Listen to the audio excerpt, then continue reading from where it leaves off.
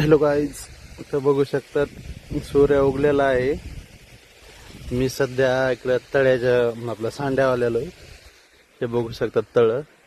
आपण ते तिथं व्यायाम करीत असत. तो 1 नंबरचा डोंगर आणि तो 2 नंबरचा डोंगर. आणि तिथून हे तळ आपण व्हिडिओमध्ये घेत होतो. तर बघू शकतात असं तळ आहे, सांड आहे. इकडे ही मालकाची वाडी. डोंगर बघू शकता तुम्ही किती दिसतात. हे इकडून रांग सुरू झालेली, ही अशीच रांग गेली इकडं. ते समोरचा आडा डोंगर तो जावळागिरीचा, हे मालकाच्या वाडीचे.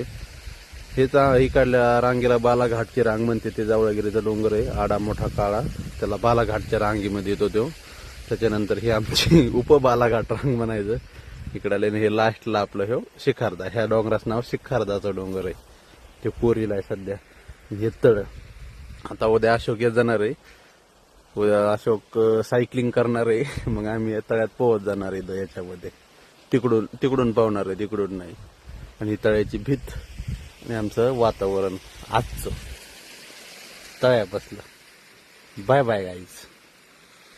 वर्कआउट झालेला आहे. येतच केला आज वर्कआउट. ते मी एकटाच असल्यामुळं माझे फोटोज काढता येत नाही. मला कॅमेराच भिंगता येत नाही, त्याच्यामुळं मी दिसतच नाही तुम्हाला.